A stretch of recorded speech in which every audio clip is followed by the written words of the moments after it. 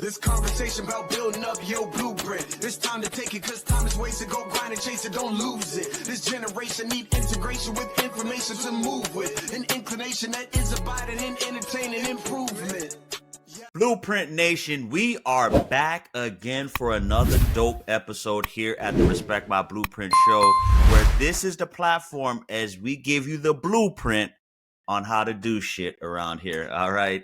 Super excited about my guest today because all of my sports fans, a lot of you fellas have been messaging me, sending me DMs and saying, man, when are you going to give us some insight on the sports world and everything like that? Well, guess what? I leave no stone unturned. I went far and wide to be able to bring this guest on the show. He is actually a former coach in the NFL. And, we're going to go from the gridiron to the boardroom here, okay? We're going to hear how he's been able to leverage his leadership and coaching skills on the field. And now he's helping entrepreneurs as well as business leaders to be able to go ahead and elevate in peak performance. All right. So today I have my guest. He's coached NFL players, mentored CEOs, and he's now on the Respect My Blueprint podcast. This is a leadership assassin and mindset architect. He's here to show you guys how to perform like a champion under pressure. So listen, if you're soft, if you don't like to get hit, you may want to go ahead and fast forward this episode because we're looking for we're going to hit the sled pads on this one here. All right.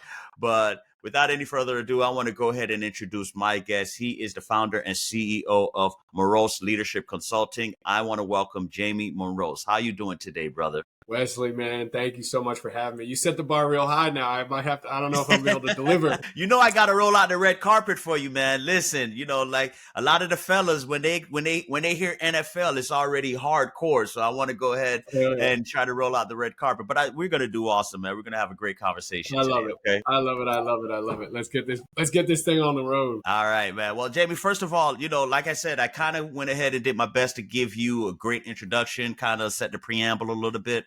But if you can go ahead and let the audience know and the viewers know a little bit about yourself, background, and expertise, that'll go ahead and set the stage for our conversation today. Absolutely. So my background's in coaching. I spent 10 years coaching in NFL and Division I football, and my expertise is in performance psychology. So studied performance psych and studied exercise science. So just, selfishly, I played football in college. Selfishly, what I wanted to do was learn how can I get better? And the first part was physical, right? Everyone thinks, how do I get bigger, faster, stronger? And then the second part was the mental side of the game. How can I leverage? Because we've all heard the saying, looks like Tarzan, plays like Jane. Or, you say, right? Or you say, hey, how, what percentage of the game is mental, right? The mental side of the game. And usually most people would say a lot. A high percentage of any job, any career, anything is mental. But we don't necessarily always put that time and energy into training the mental side like we do the physical side. So for myself, it was kind of a selfish thing. I wanted to learn. I wanted to optimize myself and get better. And so studied that. And then, working in the NFL, it got to a point where, I had to make a choice. Do I want to keep up with this or do I want to start my own thing? And like you talk to entrepreneurs, it's about the blueprint, right? For me, I'm like, if I work in the NFL, I want to own a team. That's how I want to be able to. There you go. I love that mindset. I mean, I'm not there. I'm not anywhere even close. I don't even think that would ever happen. The mindset, the approach. Like, right. I want to be a boss. I want to have autonomy of my schedule. I want to have control of my life, and I want to be able to make decisions every day.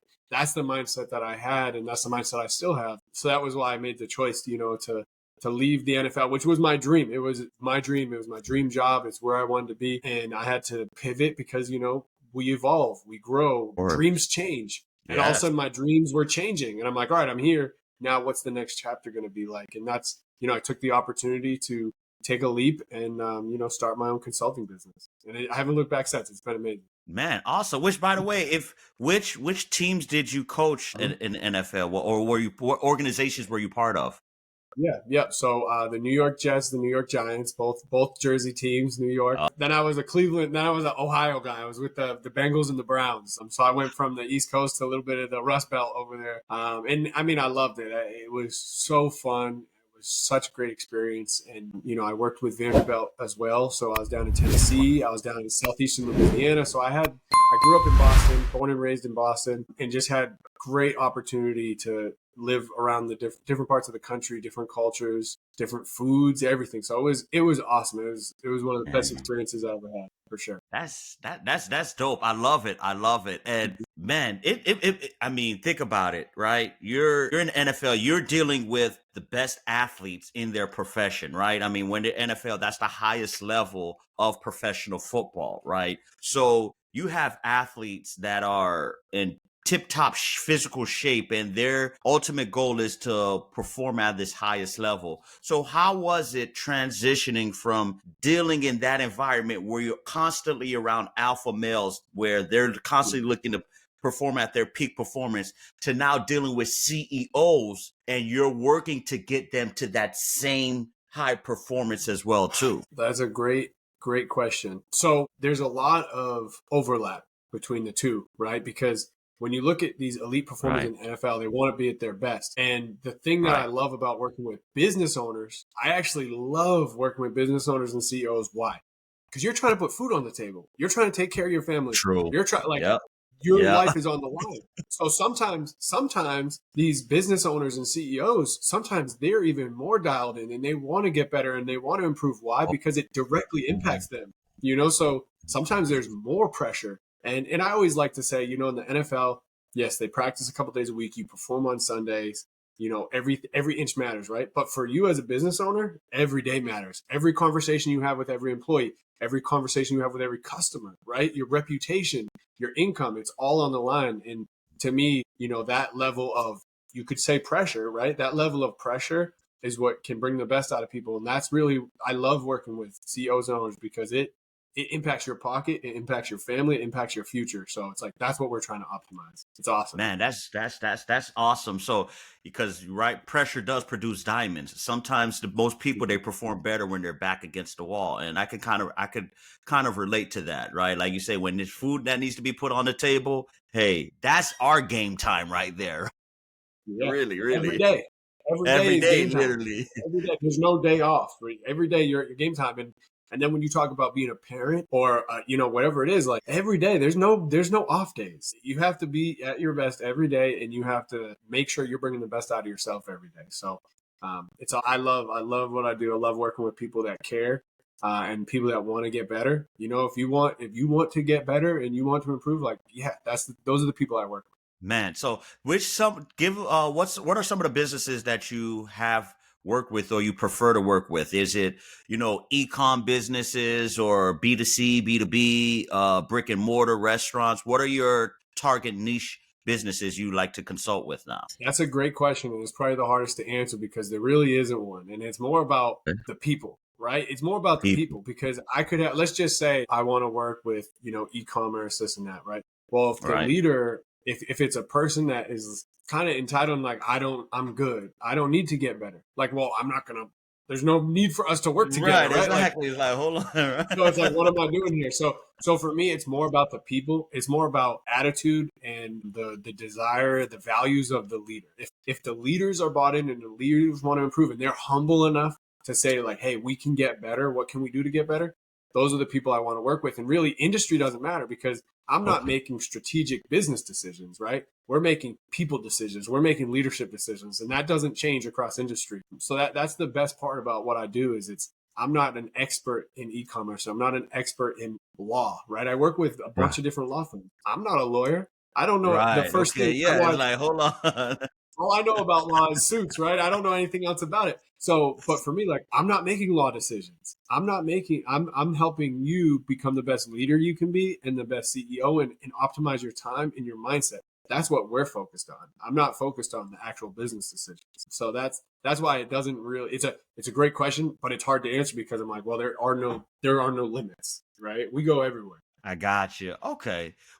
All right. And which is good, because sometimes it really doesn't matter what type of businesses it is, right? Whether it's a hot dog stand or multi-member law firm, right? There's still principles that are universal. right? So you need to come in, you need to maybe streamline SOP. Okay, why is the business owner not optimizing or maximizing their full Exactly. potential? And, you can go ahead and hone in on that. Yeah, So, 100%. I mean, it comes down to customer service, right? And human interaction and how we're communicating. but to follow up on the last question that I asked you, when you're working with founders as CEOs, what is normally the first thing that you look for? What's the first pain point you try to overcome when you're working with a founder or a CEO? That's a great question. And it really varies from person to person. Wesley, let's just say I sit down to talk to you. Okay. I'm going to ask so many questions. You're probably going to be annoyed with me because what I need to do is I need to hear you talk. I need to hear you speak. I need to see what your focus is. I need to see what you care about, what matters. And then from that, I'm going to take where, I always just try to change perspective a little bit. I try to show from a different perspective. I'm going to find out for you, what are the biggest pain points? What are the things you're challenged with? Right. And then we're going to tailor what we're talking about to you because everyone's different. I will say common threads, some of the most common things I see. A lot of times it's confidence with feedback, right? Confidence with feedback. And coaching, like constructive criticism, they're just afraid of it. How do I develop these relationships? How do I establish trust with my team and get the best out of them? And I think that's a big one. And then another huge challenge is just the time, right? Time management as a leader. How do you make time for your team, make time for production, and make time for your family, make time for yourself? So I think that's the biggest challenge because not everybody on the team understands the time and the pressure and the things that you do as a CEO and owner. You see everything where not everyone on your team sees that. So sometimes it's a challenge of just figuring out how to make that balance work. Owners, they see the forest and not the trees, right? Like you say, they only see the whole big, the big macro versus the micro. But my question is there anything that you've taught in the NFL with athletes that you use those same tactics and strategies to CEOs? Do you use any of sort of those same strategies and formulas? Yeah, I mean, I would say all of them, right? Because let's just say you have a player who is feeling nervous before a game, right? Pre-game anxiety. Well, you might have a CEO who's feeling the same feelings before a big pitch. They're trying to merge with another company. They have a big sales pitch, right? They might feel that same pressure or anxiety. You have a player who struggles with focus, right? Okay. Same thing. You might have a CEO who just gets distracted and doesn't stay focused or consistent, right? So it's really all the same. It's human. It's human interaction and it's human performance. And that's probably the thing that I like to stress the most is, sports psychology to me is performance psychology. And we all perform all day, every day, right? You're performing at work, you're performing at home. If you're hosting a dinner, you're performing. You're cooking. If you're cooking dinner, you're performing under pressure, right? You don't want the turkey to be dry, the chicken to be dry on Thanksgiving. So it's like you're performing under pressure ultimately, right? That is true. That's a very good point there. Right. It's all the same concepts, just taking from a performance standpoint where you're on TV and applying it to your own life in real life. And yeah, I mean, I think also too, some thought principles when you just talk about, a lot of times we're hardwired to look for threats. We're hardwired to look for things that are going to hurt us or could interfere with us. Now, how that can come across oftentimes is being pessimistic. So it's like, all right, taking thought principles even of just saying like, hey, are we making assumptions? Are you trying to predict the future right now? All right, what other outcomes could? And how does this sound like in sports? Starting quarterback gets hurt, backup quarterback's going in, and they're like, oh my gosh, we're 6-0 right now. Yes. What if we go 0-6 the next 6 games? What if I can't? What if I throw interceptions? What if I'm not good? What if I'm not a starter quarterback, right? And then how we would change the perception is like, okay, what if we're 6-0, and what if we continue and we go 12-0, and what if we go to the playoffs, and what if you become season MVP, right? Like we have to look at both sides of that what if game, and we a lot of times we play the what if game, but we tend to focus on the negatives. What if this? True. What if that? It's all the bad stuff, right? I think that's human nature, right? That's just the human nature. 100%. Yeah. 100%. So I'm here to just remind you and help you ask some questions, change your perspective a little bit. Okay, what if the good? Normally we're going to land somewhere in the middle, but we have to examine both sides of the what if game. If you're going to play both sides. Do the what if the great, what if the bad. We're going to land somewhere in the middle. but we have to help change that mindset and think there are other options. A lot of times we think there's no option except for what we think. We have to start opening our mind a little bit to see what else could be there. So ultimately, which I want your feedback on this. It seems that you really focus instead of the physical shortfall or physical deficiencies, you more focus on the mental, right? Because trust me, what the body follows what the mind does, right? So correct me if I'm wrong. You're basically saying that, hey, if I could go in there and I can build the confidence of a person, change their perspective, instead of being pessimistic, being optimistic, that would ultimately lead them to have all of the abilities, traits, and confidence for them to perform at a peak performance. Am I right or wrong there? 100% right. And here's the best thing. What I want to comment on what you just talked about, right? You said confidence. Confidence, man, confidence. I love confidence. Here's the thing with confidence. Confidence is a feeling, right? It's a feeling. Now, sometimes our feelings lie to us. Because let me ask you this. Have you ever, I'm serious now. Okay. I'm going to hear this one. I want to hear this one. Okay. How many times have you gone into a situation? I always like to use school as an example. Like you go in to take a test, you think you're going to crush it, right? Right. And you just fail. You fall flat on your face. Worst thing ever, right? True. But you felt like you were going to do well, that you were confident. Then there's other times where you go into a situation and you're thinking the worst case scenario. I'm not going to get this sale. I'm not going to do this. This is going to go poorly. I'm going to have this conversation. It's going to go horribly. This person's going to quit on me, right? Okay. You have the conversation and it goes well. Okay. Good. You weren't confident going in. So what does this tell us about confidence? Confidence feels good. It's awesome when you're confident, but confidence doesn't matter. You can still perform without confidence. And that's what we have to do. We have to be able to act in spite of how we feel. Because sometimes our feelings aren't necessarily telling us the truth. So that's something where we need to talk through that, right? You might feel a certain way. And let's just say you feel bad, you feel poorly, you don't feel confident. All right, what are we going to focus on? How can we be productive, right? And I don't buy into this positivity, right? Not everything's positive. Not everything. Of course, positive. everything's not peaches and cream all the time. Yeah. Like, come on. So what we need to do, and that's where I get a lot of pushback because a lot of people be like, "Oh, you're a positivity coach," and it's like, no, that's not the case. What we need to be is productive. I don't care about positive. We need to be productive. We need to move in the right direction, and we need to keep moving towards our goals and the things we want to achieve. So if we can focus on productive thoughts, not necessarily negative or positive, productive, and learning, right? We learn from everything. If it's a negative thing, how can we learn from it? What can I do better? How can I move forward, right? That's productive thinking. It's not positive. It's productive. And that's really what we focus on. Just trying to change that mindset and realizing, confidence is a feeling, but it's also a verb. It's something you do. You can create confidence. You can manufacture confidence. You don't have to have it. It's not something you're born with. It's something you can create. And it's something that goes up and down. And if it's only tied to performance, then you're going to be on a roller coaster. So what we need to do is we need to establish this mindset of productive. Yeah. Yes. Productive, confident. Even if we don't feel like it, we're still moving in the right direction. So so I'm glad you brought up confidence. Yeah. Because that is like one of the biggest things. Like you don't need to be confident. You can still take action. Wow.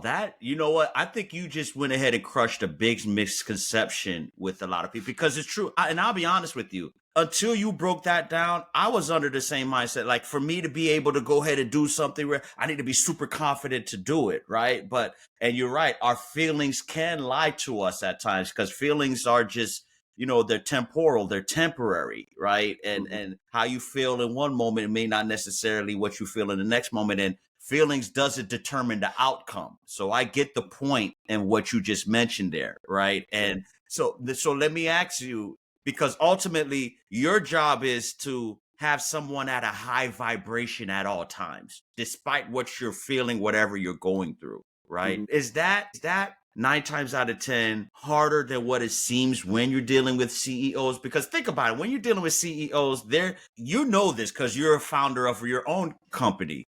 You're dealing with other people's problems. You have fires that you need to put out on a daily basis. And we're human. We're human. We wake up on the wrong side of the bed. The wife may have yelled at us this morning that may trigger something. And then you still have to end up going leading a sales team, leading a company, being the forefront of a company culture is so although you mentioned that you must operate at a high frequency, at a high vibration at all time to be productive, does that 9 times out of 10 a lot harder is easier said than done? I guess that's the one I'm trying to say here. 100%. If everyone could do it, everyone would be like Everybody. elite, and then there would be no, right. Like there's this bell curve, and there's going to be a middle ground. Majority of people are going to be in the middle. There's going to be some really low performers and some really high performers. Right. What makes the high performers different is they're able to do things that others can't. And one thing that I love, have you heard the saying, "Look good, feel good, play good"? Yes. Look good, feel good, play good, Play right? good, Look yeah. good, feel good, play good. And I'm like, are you that bad that you need to look good and feel good in order to play good? Like, you should still be able to deliver. Like, That is right? true. You should That be able- is if you're good true. at- That is true, right? It's almost crushing the mindset. Like, hey, you have to wear a 3-piece suit. You have to look really good to play. No, you should be able to perform well even in flip flops if that's the case, right? So I see you what have you're a bad saying. hair day, like, get over it and deliver. Because at the end of the day, like, you need to figure it out. And so for me, what we're trying to do is really build resilient leaders, tough, resilient leaders. And that's what it takes to be exceptional. That's what it takes to be elite. And you don't have to look good and feel good to perform. You can do it without that. And once you can learn that and build that confidence, all of a sudden you're going to start moving mountains and doing things you didn't think was possible. So, but it's not easy. It's not easy. Okay, it's not easy, right? So we agree. We agree there. It's not easy. It is not easy. No, right? It takes time. Just like building trust, you have to build trust with yourself, right? You have to show yourself you can show up and you can deliver over and over and over, and then you slowly but surely start to all of a sudden gain this silent confidence where you're like, I can deliver. I know I can. Even when you doubt it, you're like, I know I can, right? And I think that's the goal, is build that resiliency and that endurance, that muscle, that like, we want to strengthen this muscle up here so you can keep moving, even when you don't feel like it. You just, you taught me something so profound, and I'm pretty sure the audience has taken away this last 4 or 5 minutes you just shared, because you basically, the look good and feel good, take that out of the equation in order for you to do good. You don't need to look good and feel good in order to do good. I'm going to start using that moving forward, because the way you break that down is so true and everything like that, which if you could share an example, well, let me ask you, is there any examples of a client that you work with, or, a business owner, or it could be in the football field, athlete, or just in the business, right? That their confidence was shaken. They was not thinking they could, because you've worked for both New York teams and both the Ohio teams. So, you've, probably the Saquon Barkleys and the Burrows, or Myles Garrett, you've been around these guys. But I'm talking about the one that's in the end of the bench. Probably their confidence was shaken, right? And it could be in the boardroom, but you've been able to turn them around. If you could give us an example of someone or a team that you've worked with, and you've kind of helped them get to the next level. Yeah. And it's challenging, because when you're in that funk, right, it's hard to get out of it. It's hard to shake it. Working in sales, like, we can just take sales, for example, because it's a tough industry, and no matter what you're selling, right? The first couple of years, you have to establish relationships. You have to establish your culture. You have to establish your reputation. And it's hard to get started in real estate, mortgage, whatever it is, right? Any sales. Those first 2 to 3 years, it is so hard to stick with it and trust the process. So when you take someone who hasn't necessarily had their big break or hasn't made it, and they're just down in the dumps, it's like, all right, we're going to check back in. We got to be productive. And when you talk about agility, right? What's agility? It's the ability to move and shake, right? Side to side. Okay, what's our mental agility? Are we able to bounce back, or do we sulk? Do we sit? Does a bad meeting turn into a bad day? That turns into a bad week? That turns into a bad month? And all of a sudden you're looking back at the last quarter and you're like, damn, man, this has been tough. And it's like, well, what are we doing about it? Because that's my number one question. What are you going to do about it? Because at the end of the day, it's your choice. We can either keep moving, or you can feel bad for yourself. So that's where we get back into those productive thoughts. What are you doing about it? And again, I always like to say, you got to look in the mirror before you look out the window. You need to look at yourself first, and you got to start making changes. How are you impacting?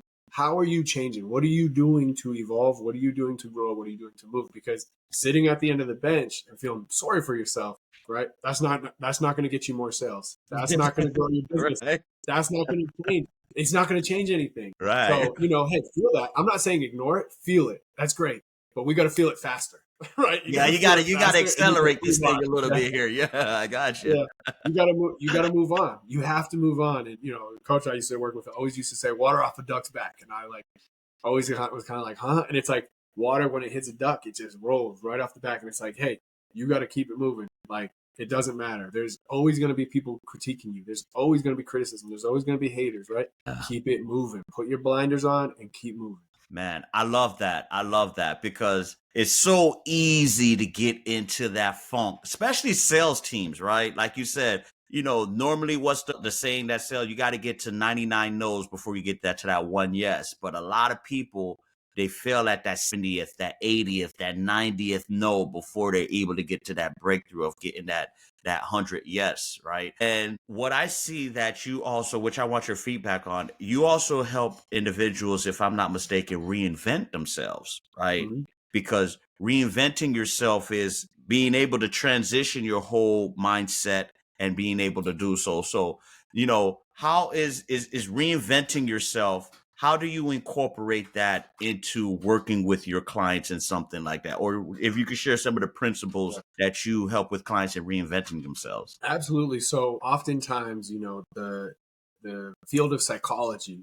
gets a bad rep, right? Right. And to me, and there's all different branches, right? There's clinical psychology, there's counseling, there's all these different things. And what I always like to say is listen, I don't care what happened. I don't care. I don't care about your story. I don't care about what happened when you were a kid, all that stuff. Fine, right? Great. That's great. We all have a story. We all have adversity. We all have things. Everyone has something that they've gone through that was impactful now or a hardship, right? And adversity. Right. And some might be worse than others. I don't want to take away from anything. There might be things that were horrible and all this stuff. But at the end of the day, I'm like, how are we moving forward? So I always like to say, I'm not looking backwards. We don't need to analyze the past. What we need to do is we need to start making different decisions moving forward. If you want to reinvent your identity, if you want to reinvent your personality, if you want to reinvent or rebuild, right, your reputation, what we need to do, and we need to start changing our decisions now. It doesn't matter what happened. We need to start moving forward, and we need to start changing the way we think and changing the way we make decisions. And if you made poor decisions in the past, well, I can be your sounding board. Maybe we make different decisions going forward. Whatever your natural instinct is, maybe we make the opposite decision. Right. Okay. Right. So for me, when we talk about rebuilding, changing your identity, right? It starts with your personality. You want to change that? Well, you have to start thinking differently about yourself. It starts here first. First, you have to think different, and you have to see, where do I want to go? What's my destination? Now I need to start making different decisions and thinking differently. There's this quote I love.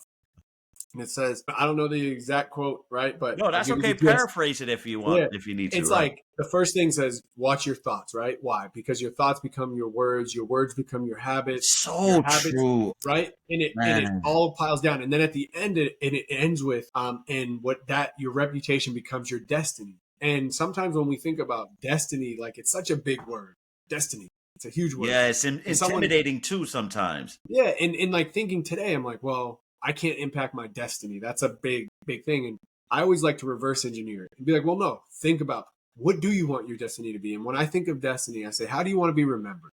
How do you want people to talk about you when you're no longer here? That's your destiny. Now go backwards and start thinking that way. And if we can do that, there's a really good chance that we're going to be able to change your actions, change the way you communicate, change the way you think, because we have a North Star that we're heading towards. And now we can start making decisions that align with that. And, I would say one thing that I think gets overlooked, and it's big in the NFL. In the NFL, every inch matters. It's a multi-billion-dollar industry. Right. It's a game of inches, right? Every single thing matters, everything you do. And I think sometimes we forget that everything we do, where we are today, is a result of the things we've done and the decisions we've made in the past. Right? Where you are today is a direct result of your decisions you've made. Now, we can change our decisions moving forward. And I think when someone takes that ownership and is wow, I can change moving forward, it's empowering. And what you do matters. And when you can start thinking that way and get away from the tap into me, woe is me type story, it's you have control over your decisions and you have control over your thoughts. We have to start maximizing that, moving in the direction you want to go. So again, rebuilding, like you're asking a lot of heavy hitting questions. Rebuilding your identity, not easy to do. It's not, But but hey, we can get started. It's not easy, but we can definitely get started. And you're right, because I love how first you started it. Your thoughts, most people don't realize thoughts are things. They're living, breathing things, because it ends up transitioning to your words and to your actions and everything like that. So I like how you was able to go ahead and start what you just said there with that. And if a lot of people realize that they could transform their destiny and not worry about having that victim mentality or thinking like, damn, man, what happened to me in the past or what I'm going through dictates my future, right? But my next question to you is, man, we really getting into some good convo and value for the audience here, and I love it, man. And what I want to ask you, normally when you work with a client, when you're working with a business owner, how long does it take for you to work with them when you start seeing results? Is it something that's typically a week, a month, or when you start realizing this person is starting to get it, that light bulb goes off on them? Yeah. My goal is that very first call. I mean, my goal is... Okay. My goal is instant, right? Because the things that we talk about don't just impact your work. The things that we talk about translate into your life, right? It's you. It's who you are. And that's why my goal is, that very first call we have, we're making changes. We're starting, because if you're talking to me, it's because you want to change something. There's something that needs to be changed, right? Something that needs to be changed. And for me, I'm like, let's not waste time. Like, let's get started. How can we take action right now and start learning? Because what we're going to do is we're going to take action, and then we're going to find out, where do we get hooked up at? Where do we get stuck at? What's challenging for us? And we're going to keep learning. We're going to keep evolving, and we're going to keep adapting. And that's the big thing. So for me, it's that very first call. Even just learning. If the first call is all about get to know you and hear your issues and hear the challenges and hear the adversity and the things that you want to improve on. All right, I'm listening. And now I'm going to give you something right now. Like, this is something that we need to pivot and start focusing on right now. And that's my goal. Now, it takes time to drive change. So it's a great question. You said, right? It takes time to drive change. And a lot of times companies, leaders will bring me in and they'll be like, hey, I want you to help us with our culture. And I'm like, great. This is awesome. Now, here's the deal. I'm not here. I don't work here, right? I'm not here every day. Yeah. You're the outsider coming in. Yeah. It's like, I'm outside. So you, Wesley, you are going to change your culture. Like, I can't change your culture. You have to change your culture. It's your company. It's your business. I'm going to help you get there. I'm not going to change your culture. You're going to change your culture, but I'm going to be right behind you, and I'm going to be helping you out every step of the way. So it's a great question. And typically how these relationships work out, we usually have like a 4-month, we go quarter by quarter. We have a 4-month period. And again, ready? Fire me at any moment. It doesn't even matter. Like, we'll say, hey, you guarantee results. Here's our plan. At any point, if you're like, Jamey, this just isn't working for me, send me home, right? Cut my ass. I don't care. Like, the NFL, man, you have to be prepared for that, right? If you're not getting the job done, get out, move on. So for me, I take the same approach. We're gonna have a quarter by quarter plan. But at any point, if you're feeling like this isn't working, this isn't for me, send me home. That's fine. But typically what we do, we'll have some type of schedule for me and you, the leader, right? And then if we want some team activities, like, we can do that stuff too with your sales team, or let's just say you have a company with 500 employees and you have 10 people that manage everybody. All right, we're going to work with them too. And we'll create whatever package we need, in person, remote, right? Virtual, whatever we need to do to get the job done. But we start instantly and we make an impact. And then, again, hey, if it's not working, that's fine. Let me know. It is what it is. Right. Okay. I'll give you the playbook back, and then I head out. Right. We all see Hard Knocks. I'll give you my playbook. I'm gonna go get my stuffs in the car. Awesome, man. And now let me ask you a question, because you've probably aware of this. Whether they call them motivational coaches. There's so many different terms and buzzwords that describes life coaches and things like that, right? What they call productivity coaches, I guess, to hate to group, everyone, but, what do you, and of course there's normal, cons, there's normal negative things that says about those are in your industry. So what are your feedback, or how do you overcome working with someone, or just that general thought there is like, hey, you're just another life coach, why should I go with you? What's so different about you? How do you overcome that challenge there? Man, Wesley, I'm so glad you asked that question. I'll tell you what, when I first left coaching, real coaching, right? Like coaching on the sidelines on like Sunday, like, you know what I mean? Like we're doing a coin flip, jets are flying over my head. Like that was my job site. Jets are flying over. I got 30,000 people standing behind me. That's where I came from. And I start going to these events and like I'm meeting all these coaches and they're like, oh, I'm a coach. And I was so turned off, and I'm like, I'm not a coach like that. Like, I'm not one of you. Like, I'm different. And how do I overcome it? I hope that my energy, my background, and my ability to apply knowledge right now, like my ability to adapt and apply knowledge, I hope that sets me apart.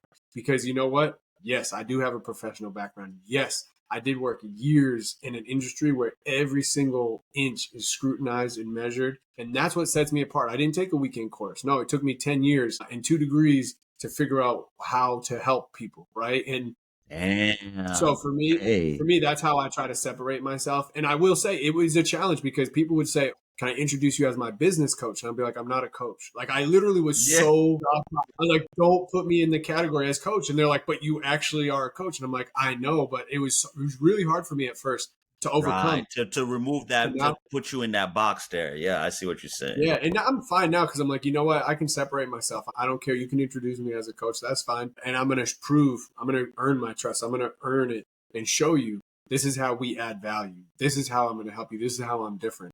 And it's usually just because of my background and my energy. And that's what I hope separates me. Awesome, man. Yeah, that's so true. And you hit it right on the head. And although I said in the beginning, I missed it. It's like, bro, besides just you having the degrees, it said, bro, you got 10 years of experience dealing with NFL athletes and working to get them keeping them at their top performance. So, man, working with a business owner should, all I want to say is a walk in the park. But hey, I definitely could say you're well qualified just based on experience. You've graduated the School of Hard Knocks. That's for damn sure, right? And I'll tell you this too, Wes, like I do a lot of sales development, sales workshops, and we call it like rookie mini camp. So you take your 1 to 3 year salespeople that are still learning the ropes, and we're going to turn them into a 5-year vet, right? We're going to turn them into a Pro Bowler through this workshop we do. And people are like, sales, what sales experience do you have? And I'm like, what sales experience do I have? I'm like, you know how hard it is to earn trust? I'm like, I got these guys that their whole lives, their livelihood depends on information I'm giving them. And they are super skeptical, right? At the NFL level, you're skeptical about everything. You learn not to trust people. Everyone wants something from you, right? That's what we learned because everyone's trying to take something. So it's like I had to earn trust and I had to sell myself. I had to sell what I was making every single day to earn their trust and to show them that I can add value. So it's like when you talk about sales, I'm like, yeah, I did sales every day for 10 years, constantly for coaches when there's turnover, front office personnel. So yeah, that's a big piece that I feel like a lot of people don't necessarily see or notice until they ask me the question, like, how do you run sales development? How do you develop sales leaders? And it's like, oh, I'll teach you how I develop sales leaders. Oh yeah, like yeah, let me trust me. Yeah, it's like I could show you one or two things about that thing right there. Okay, so I got you. All right. Well, listen, Jamey, this has been a dope conversation. I think you have really, really went ahead and conveyed to our viewers the power of what it takes to do. But what I wanted to do, one final question before we go ahead and wrap up the show, if there's one piece of advice you could share with the audience, whether it can be in leadership, personal development, mindset, whatever the case may be, if there's one piece of advice you could share with the audience on having them to build their blueprint, like the sign says behind me here, in order to build their blueprint in business and in life, what would that be? I have one, and it's not necessarily a piece of advice. It's more of a challenge. Okay. For me, it's going to be about your self-awareness. Self-awareness. Self-awareness. And I would really challenge you to reflect and think about, like, what is your self-awareness? Self-awareness has 2 parts, right? The first is just knowing yourself, right? What do I want? What are my desires? What are my strengths? What are my weaknesses? And we talk about that North Star, like where am I headed? What do I want to create? That's the first part of self-awareness. The second part, how do I impact people? What is the influence that I have on the people around me? How do I influence them? How do I impact them, right? That's a second piece of self-awareness. And it all starts to me with what goes on in your head, what goes on in your mind. How do you speak to yourself? So what I would do is if there was one thing that leaders or people that want to be great entrepreneurs, if you have a drive and you want to do well, you want to be that one, right? That person from your family, that person from your high school, whatever that does it. You make it. You're the big deal, right? You want to do that. The first place you start is with yourself. And I really diving into that self-awareness. What are my wants? What are my desires? What do I care about? What's important to me? How do I want to impact people? How do I want them to think about me when I'm no longer there, right? And then how do I speak to myself? What's that voice inside of my head like? How am I talking to myself? Am I my own best friend or am I my biggest enemy? So that's what we need to, that's all I would say is dive into that self-awareness and really learn more about yourself if you want to set yourself apart and move forward. Awesome, man. Jamey, this has been a real dope conversation. And I believe this, as far as value driven, this is definitely one of the top episodes because we have been able to share with the audience the intangibles that a lot of business owners just aren't aware of. Because I'll be honest with you, you taught me something.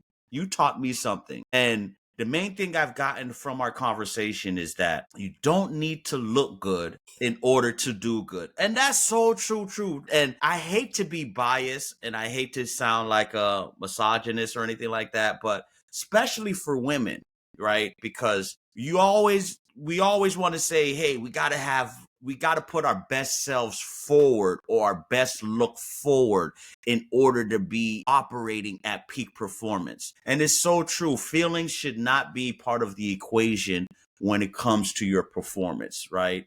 If you graduated in the best of your class to be the best accountant, right? To crunch numbers. You shouldn't, how you look or how you feel should not impact your ability to crunch numbers, right? So, you have really taught that. And I hope the audience was able to take that away as well, too, as, I really, really back and espouse that philosophy in that theory you just shared there. And listen, with that being said, is there's any way, not in the audience, myself, right? Because I'm going to connect with you, but we're going to connect on back channels and everything. But is there any way the audience could connect with you? Because I'm pretty sure a lot of people have interest. They want to inquire and they want to be able to connect with you to be able to go ahead and go under that same philosophy as well, too. Absolutely. So the easiest way to connect with me is on Instagram or LinkedIn, right? Okay. At Jamey Mroz, JameyMroz. You can find me there. Google my name. It'll pop up. Instagram, LinkedIn. And then my website is MrozMission.com. MrozMission.com, right? MrozMission.com or at Jamey Mroz. Send me a message. I try to be as responsive as I can, right? I try to get back to people quickly. So you can contact me via the website, Instagram, LinkedIn. I'll always try and get back to you as soon as possible. Awesome, man. Super dope, bro. Like, Jamey, great conversation. This has been very inspiring, value-driven for the audience as well, too. And listen, guys and gals, sorry, I know some of you guys are probably looking at me funny right now with that last segment that I just shared. But guess what? Go ahead and connect with Jamey. Jamey, as you can see here from today's episode, if you're watching up until this point, I'm pretty sure you guys can share the same thoughts and the perspective that I have in regards to, in order to be in peak performance, we need to work with someone. Which, matter of fact, here's my last question, because I did want to ask this question. A lot of our viewers are new entrepreneurs, right? They're brand new into the game. How important it is to have a coach? Because a lot of new entrepreneurs, they feel that they maybe could do it all by themselves.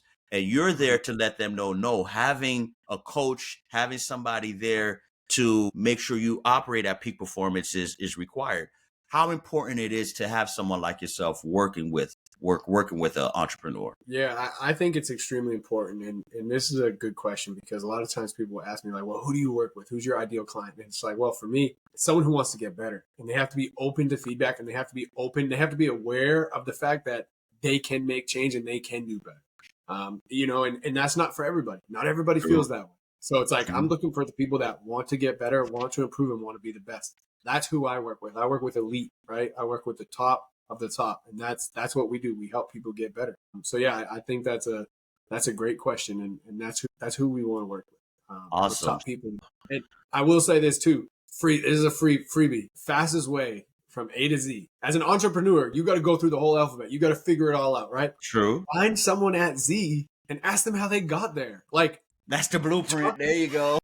Like talk to someone who's already there. You own a law firm. You own a law firm. You want to grow. You want to be bigger. Okay, let's contact a law firm with 50 partners and find out how they did it. Right? Like, yeah, there you go. Just find someone who is doing, and it might not be your gold star, right? It might not be the North Star where you're headed. It might just be they're just a little bit bigger. Maybe they're 50% bigger than you. Maybe they're 200% bigger than you, right? Talk to them, connect with them, learn from them, and maybe outside your market. If you're in Texas, if you're in Florida, Louisiana, talk to someone in Boston, talk to someone in LA, talk to someone in Washington. You're not a threat, right? You're not competing with them. Right. So that's what I would be trying to reach out to people who are where you want to be. If you can find someone who is living the lifestyle you want and owning the business and running the business you want, talk to them, ask them questions, learn from them, because you don't have to figure it all out yourself. Use the blueprint of someone else. There you go. Make it your own. That's what I always say. Like, take it and make it your own. Got it, man. Listen, mic drop. Okay. Seriously, man. Dead serious, because that's the cheat code right there to be able to build your blueprint. Hey, find somebody that's doing it. That's already that's done. No, not sorry. Find somebody that's done it. Done it, right? And go ahead and rush to that person ASAP, right? So it takes humility, right? Again, not easy. It takes humility. It takes the ability to think outside like your own, like you might have to learn something from someone else. It's not easy. But hey, it can't get done. You just got to get it done. That's it. Sir. All right. Thank you, Jamey, so much. man. Thanks again for being a tremendous guest on the show. And listen, guys, if you want more tips on how to build your blueprint on how to do shit, this is the podcast you definitely want to be able to tap into every Monday and Friday at 8 p.m. You can catch us on YouTube, Spotify, as well as Apple iTunes. And as always, we are going to catch you on the flip side. Take care, guys. Peace. Blueprint.